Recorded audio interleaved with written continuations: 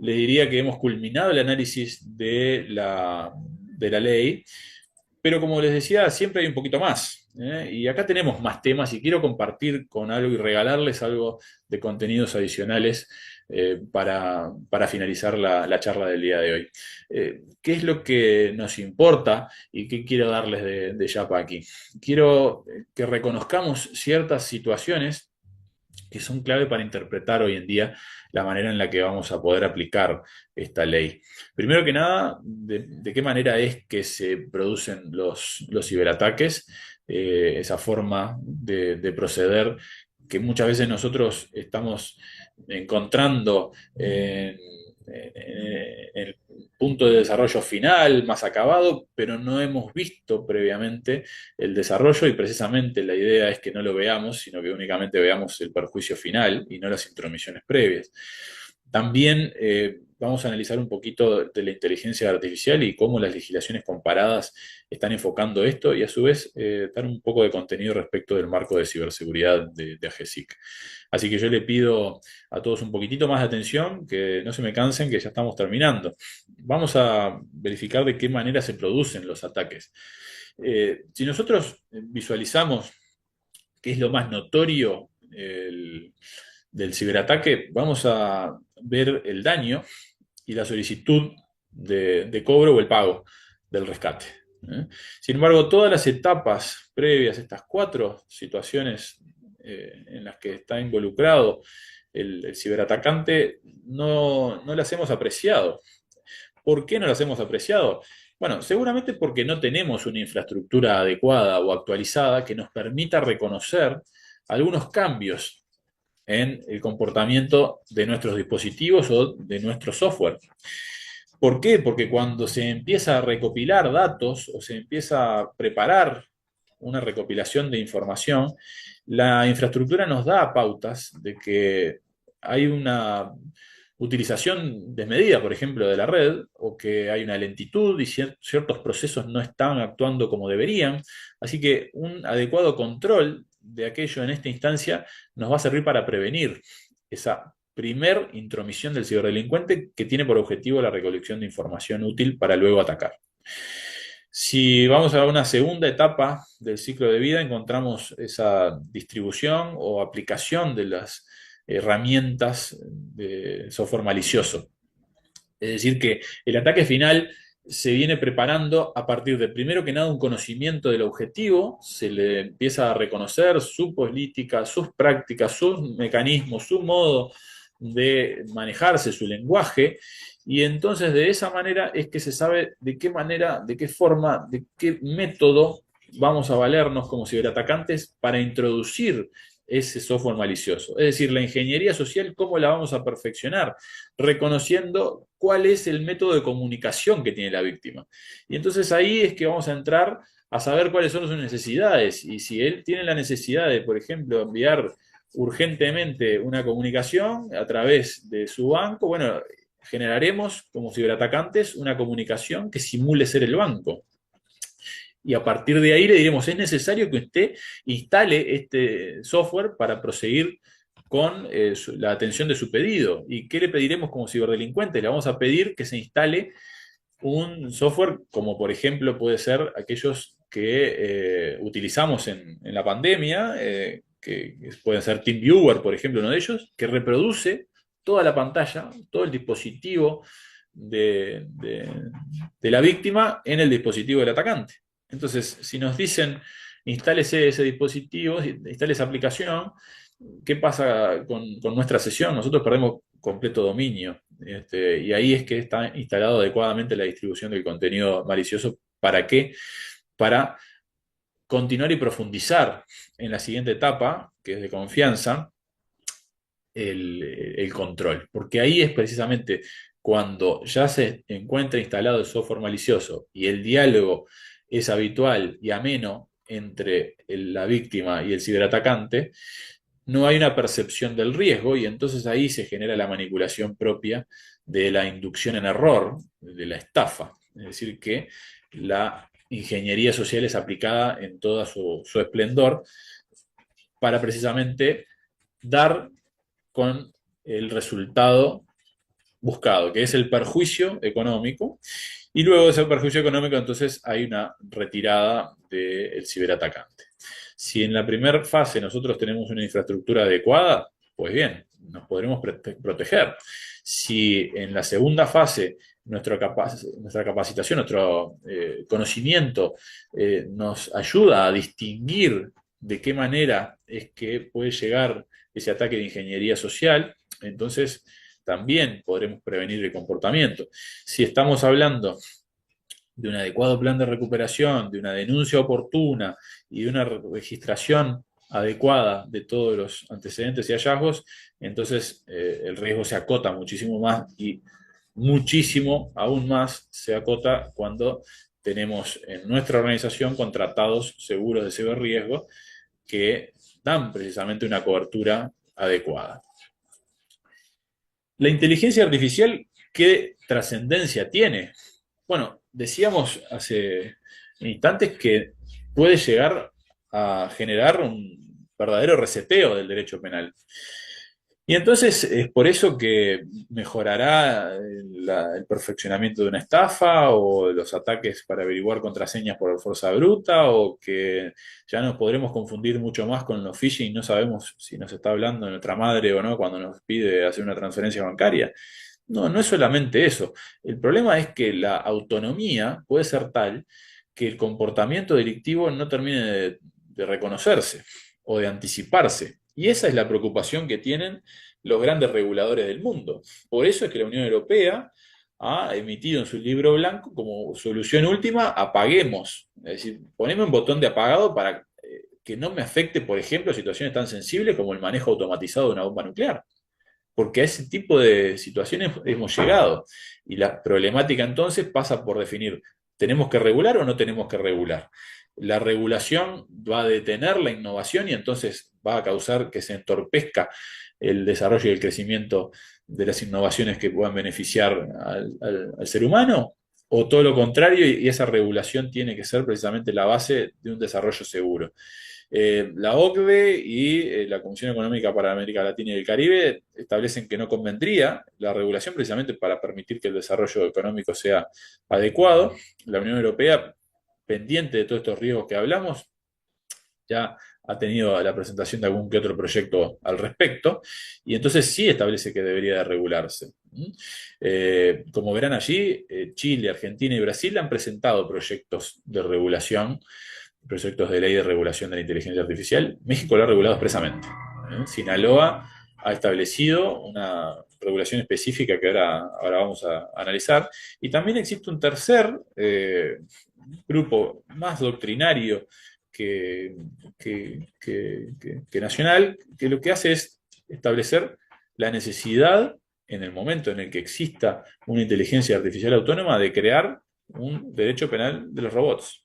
Cuando logren una autopercepción, estas entidades, cambiar el concepto y a partir de reconocerles derechos, sé que es polémico lo que estoy diciendo, pero así lo propugnan, también reconocerles obligaciones. La regulación de Sinaloa es muy clara, es castigar con multa y prisión a aquellas creaciones de imágenes o audio que afecten la intimidad siempre y cuando se desarrollen a través de inteligencia artificial. Por esa situación es que tenemos un primer indicio de consideración global. También Chile y Argentina han presentado proyectos, esos pasan por realizar una valoración adecuada y una presentación adecuada del ecosistema para permitir un desarrollo de esta tecnología, pero cuidada, con controles estatales, solicitudes de autorizaciones previas antes de presentar productos y de desarrollarlos. Así que todo esto va a generar y está generando mucha conversación al respecto. Para finalizar, quiero dejarles esta serie de cuestiones y notas que en particular nos interesan mucho como asesores a todos. En Uruguay, la determinación de un marco de ciberseguridad es clave. el tener un adecuado, maduro y suficientemente capacitado marco de ciberseguridad con todos sus elementos capaces y en pleno funcionamiento es fundamental. Como bien decíamos, la innovación del ciberdelincuente nos hace ir siempre un paso detrás. Entonces, la actualización de los protocolos de investigación es fundamental. Y si ni siquiera tenemos la preparación adecuada en nuestras instituciones, y como decíamos, las estadísticas dan que el 60 y 70% de las empresas no están encarando el asunto, bueno, a colación de ello viene este decreto 66 de 2025 que establece como entidades obligadas a todas las entidades públicas y a las entidades privadas vinculadas a servicios o sectores críticos del país. Y en el artículo tercero se define a esos sectores críticos y se habla de la salud, orden público, servicios de emergencia, energía, telecomunicaciones, transporte, suministro de agua potable, ecología y ambiente, agroindustria e industria, servicios públicos, banca y servicios financieros y defensa, así como otros sectores que determine oportunamente el Poder Ejecutivo con el asesoramiento de AGESIC. A partir del 14 de mayo de 2025, AGESIC va a establecer los plazos de implementación de estas obligaciones, así que van a empezar a regir cierta serie de obligaciones. ¿Cuáles son los deberes del sector crítico? Fíjense lo básico y fundamental, que es establecer medidas de seguridad para proteger la información crítica, lo cual puede no estar en acto hoy en día y podemos estar con nuestra información a disposición, prácticamente que regalada con una base de datos expuesta. Creemos que no, pero las estadísticas parecerían dar la razón a ello. El responder por la integridad de la información es otra obligación del sector crítico, es decir, que el disponer de una protección adecuada, tanto sea desde el punto de vista de lo digital como desde lo físico, para proteger la adecuada conservación de esos datos. La designación de un responsable de la seguridad de la información. Así como tenemos un oficial de cumplimiento por el tema del lavado de activos, así como tenemos un oficial de cumplimiento en las empresas por protección de datos personales, va a pasar a existir esto como obligación de compliance. Hay una designación de responsable de la seguridad de la información, que como verán ya dejó de ser una cuestión del informático. No podemos pedirle solamente al informático que se encargue de todo esto cuando ya vemos que tiene una trascendencia y consecuencias legales muy concretas. Y entonces nosotros como abogados debemos encarar la regulación del asunto y liderar en el asesoramiento al respecto. También otra de las obligaciones es el prever técnicos para la resolución de los incidentes, tenerlos a la mano, entrenados para que el músculo esté absolutamente entrenado y atento a cuál es el proceder, no el salir a buscar de qué manera tengo que hacer cuando me atacaron, sino saber absolutamente cuál es el proceder porque lo tengo entrenado previamente. La realización de auditorías es otra de las obligaciones del sector crítico. La comunicación, hacer TUI de los incidentes de ciberseguridad en 24 horas. La conservación de las trazas de esos incidentes para disponer de evidencias suficientes por el plazo de 12 meses. La información suficiente, disponible de todos los sistemas existentes para que pueda realizar la evaluación necesaria a GESIC, la notificación de cambios sustantivos en los sistemas, tanto sea a los usuarios como a las propias autoridades, precisamente para estar al tanto de cuáles pueden ser las señales de alerta y de que algunas quizás no sean señales de alerta, sino un cambio en el funcionamiento normal. A su vez también la información de una existencia de potencial incidente y la reparación de las consecuencias de estos ciberincidentes o incidentes de ciberseguridad. Verán entonces que dentro de todo este plano normativo que tiene una férrea regulación desde el punto de vista penal, también existen obligaciones complementarias que, aunque las tomemos como de corte administrativo, tienen una trascendencia fundamental y la van a tener en todas las investigaciones penales que a consideración de la ley se puedan realizar. ¿Por qué? Porque la forma de demostrar una adecuada diligencia, la forma de demostrar el deber de cuidado, va a pasar también por explicitar y poder probar estas precauciones que exige la normativa a partir de ahora. Es decir, que se está poniendo en acto y en funcionamiento, en marcha, la estrategia nacional de ciberseguridad que tanto se reclamaba y que va a ser un mecanismo de aseguración de evidencias suficiente y de perfeccionamiento del sistema, de maduración adecuada que tanto necesitábamos. Yo quiero culminar a encarar este tema con toda la seriedad del caso. Entiendo que para muchos puede ser demasiado, para muchos puede ser una terminología que quizás escapa a lo entendible, a lo comprensible, y esa creo yo que es la función nuestra como docentes, efectuar una adecuada difusión, efectuar un adecuado intercambio. Y así como, por ejemplo, he tenido la ocasión de estar en prestigiosas instancias como en la que estamos ahora y que agradezco muchísimo nuevamente a Gustavo y a Thomson Reuters y la ley Uruguay, eh, he estado también en otras situaciones en las que no existe tanto brillo, pero que sin embargo son absolutamente útiles, suficientes y necesarias. He dado clases en liceos, en UTU, para trasladar a los que son los principales damnificados de qué manera pueden protegerse o cuáles son los mecanismos que tienen para salir de ciertas situaciones de acoso que les pueden estar acuciando. Las charlas de grooming que he dado en esas instancias generan incluso un ida y vuelta en el que uno termina aprendiendo muchísimo más del día a día y de las necesidades que muchas veces son las que aprovechan estos ciberdelincuentes para ello. Las personas investigadas por inconvenientes por ciberdelincuencia tienen que saber, a su vez, de qué manera cuidarse adecuadamente.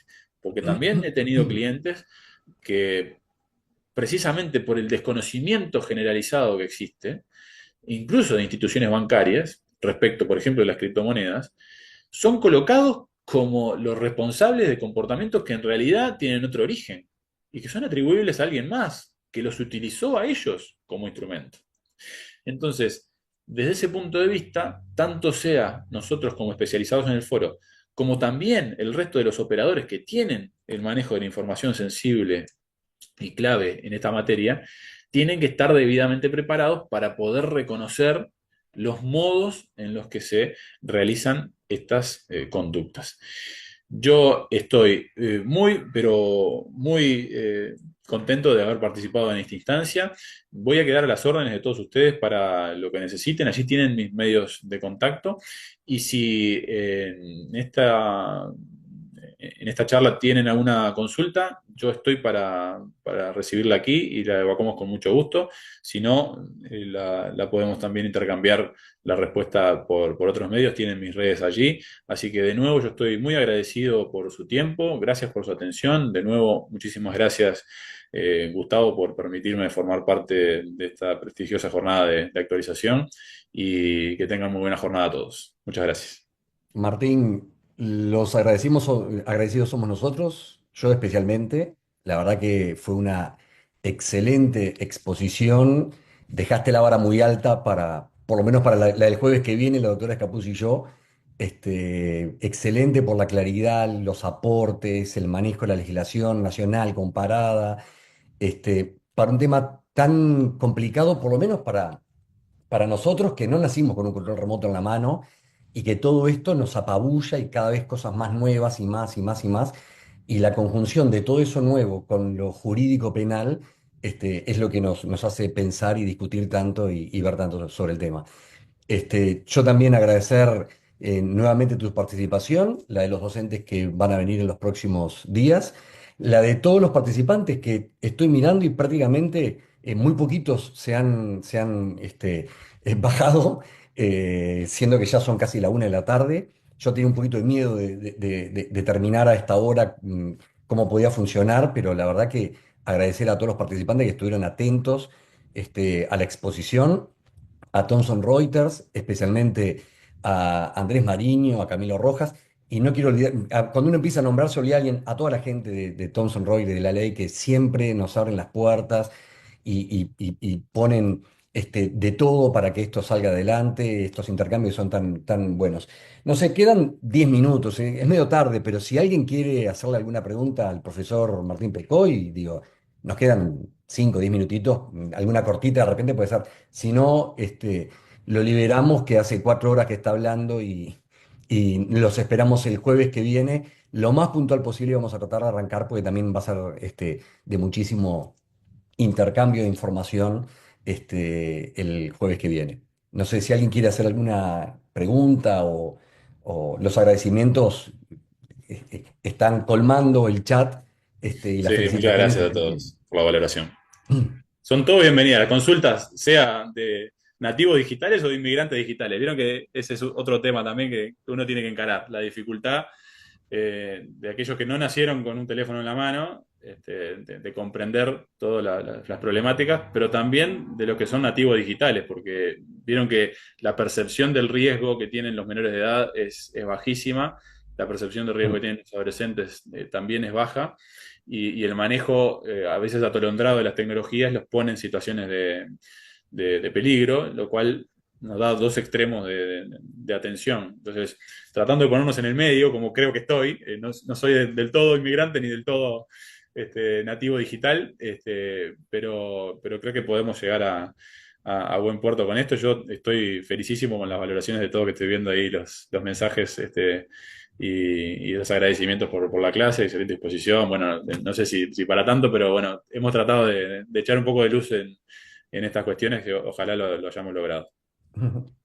Bueno, entonces, si no hay ninguna pregunta, dejamos entonces liberado al profesor Martín Pecoy y nos estamos viendo el jueves que viene a las 9 en punto. Vamos a tratar de empezar lo más puntual posible. Muchas gracias, Martín, de nuevo. Muchas gracias a todos. Nos vemos el jueves.